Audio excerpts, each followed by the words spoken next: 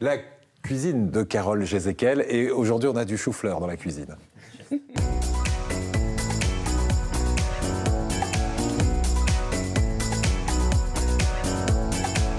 Mais ce sera original parce que c'est une salade de chou-fleur en semoule. On va transformer le chou-fleur en semoule. Voilà, parce que vous me faisiez culpabiliser avec mon chou-fleur. Hein, mais non mais voilà. Mais vous allez voir. Il faut bien manger du chou-fleur avant de manger le Mont Blanc. Exactement. Et puis là, j'ai surtout que je vous ai amené un petit chou-fleur qui vient d'un producteur d'Aix-en-Provence, qui est en plus en bio, pour vous montrer quand on va faire cette recette, en fait, la seule complication, s'il y en a une, c'est de trouver un chou-fleur vraiment fraîchement cueilli. Ouais. Alors pour ça, là j'ai coupé le feuillage, mais il était vraiment très très serré. Serré, bien blanc à l'intérieur. Bien blanc à l'intérieur, on le voit ici, c'est blanc, hein, donc ça veut dire que ça a été coupé. D'accord, quand au niveau de la queue c'est blanc, ça veut dire que là on a un chou-fleur très frais, c'est logique. Voilà, hein, puisque là, comme on va le faire en semoule, il faut vraiment qu'il soit bon. Hein, voilà.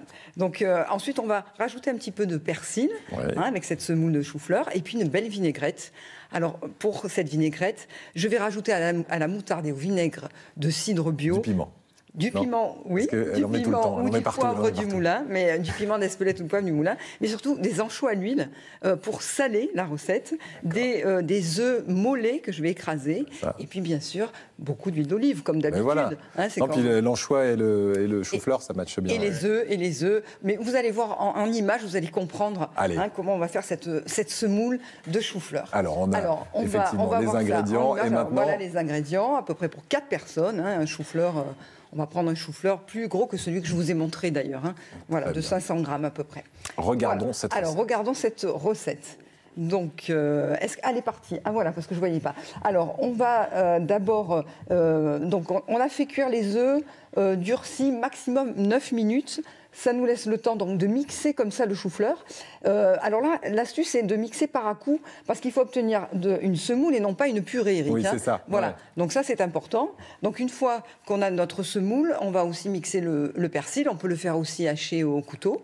On mélange bien les deux. Donc il y a une jolie couleur blanche et verte comme ça. Et puis on n'a plus qu'à faire notre vinaigrette. Donc on va mettre, là j'ai mis peut-être un petit peu trop de moutarde, hein, mais une belle cuillère à soupe de moutarde, le piment d'Espelette, le vinaigre de cidre. Je vais ciseler les anchois à l'huile en tout petit parce qu'on va les écraser comme ça dans la moutarde. Les œufs, on va aussi bien les émietter. Ils vont donner beaucoup d'onctuosité. On écrase ça. Il ne manque plus que maintenant l'huile d'olive. On peut y aller, hein, 6 à 8 cuillères à soupe d'huile d'olive, hein, pour bien puis la texture doit être agréable avec l'œuf. C'est très goûteux, hein, avec les anchois. Et on va incorporer le tout, hein, pour obtenir une semoule un petit peu dorée, hein, jaune comme ça clair. Et je vous assure que c'est surprenant parce que vous pouvez présenter ça en verrine pour un buffet ou alors même une petite entrée quand vous avez des invités un peu chics, comme ça, présenter une jolie assiette et poser la question, qu'est-ce que vous êtes en train de manger? Souvent, on ne sait pas que c'est du chou-fleur. C'est très goûteux et très raffiné. Voilà. Génial. Écoutez, Carole, ça ne démérite pas par rapport au Mont Blanc qu'on a vu juste avant, non? Vous êtes d'accord? Bon, tant mieux. C'est du chou-fleur gourmand. Oui, et puis encore, nous, ça nous va. Très très bon marché. Hein. Le prix du chou-fleur, c'est même pas 2 €. Donc vraiment, on peut manger pour 6. On s'en sort très bien. Toujours. Merci, Carole. Merci.